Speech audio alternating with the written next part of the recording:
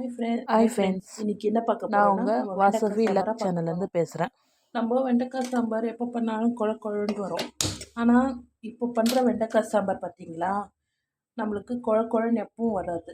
நீங்கள் அதை ட்ரை பண்ணி பார்த்தீங்கன்னா, அதுக்கு நம்ம ஃபஸ்ட்டு ஸ்டவ் ஆன் பண்ணிக்கிட்டு கொஞ்சமாக எண்ணெயை ஒதுக்கணும். இப்போ பார்த்தீங்கன்னா இதில் கடுகு,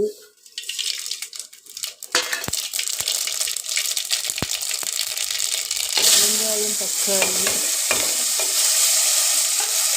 எல்லாத்தையும் போட்டு நல்லா வதக்கிக்கணும்.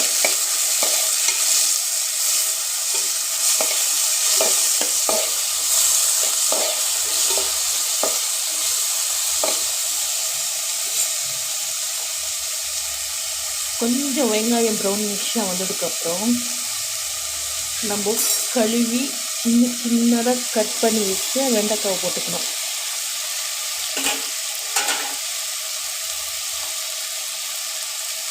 அதை ஓரளவுக்கு ஒரு 10 மினிட்ஸ் நம்ம நல்லா ஃப்ரை பண்ணிக்கணும். இது மாதிரி நம்ம ஃப்ரை பண்ணிக்கிட்டோம்னா நம்மளுக்கு ஒட்டாமல் குழக்குழன்ட்டாகாமல் வரும் வெண்டைக்காய் சாம்பார்.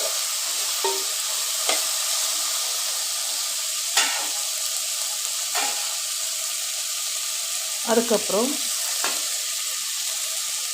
நம்ம தேவைக்கேற்ற மாதிரி கொஞ்சம் மஞ்சள் தூள் ஒன்று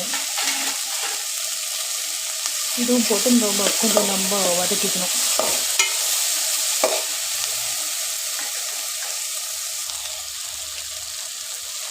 இப்போ நம்ம தேவைக்கேற்ற மாதிரி மிளகாத்தூள் 2 ஸ்பூனு, அதே மாதிரி உப்பு 2 ஸ்பூன் எடுத்து போட்டுக்கணும். இது கலந்து கொஞ்சம் வதக்குற மாதிரி பண்ணிக்கணும்.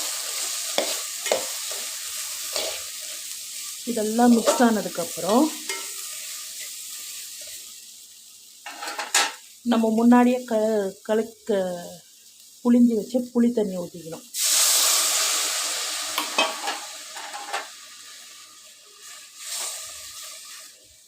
அதுலேயே நல்லா மிக்ஸ் பண்ணிக்கிட்டா கொஞ்ச நேரம் கொதி வரும். கொதி வந்து எண்ணெய் விட்டுடணும்.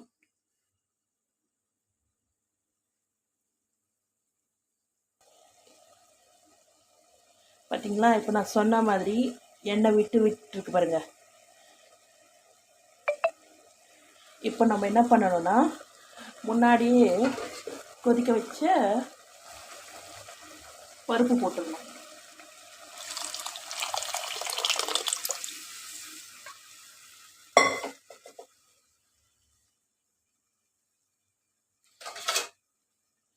இது போட்டோன்னே கொஞ்சம் நல்லா கலக்கிக்கணும். நம்மளுக்கு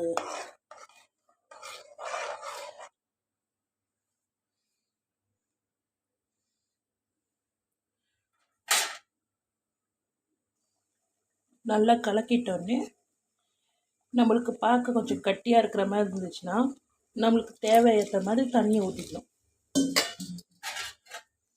அப்போது கொஞ்சம் தண்ணியாக நம்மளுக்கு தேவையான மாதிரி வந்துடும்.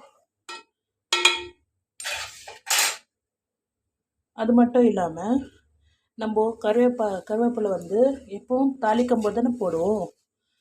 நம்ம அதை மாதிரி பண்ணாமல் கொதிக்கும் போது போட்டோம்னா அதோட ருசி ரொம்ப அதிகமாக இருக்கும் நம்மளுக்கு எப்பவும்.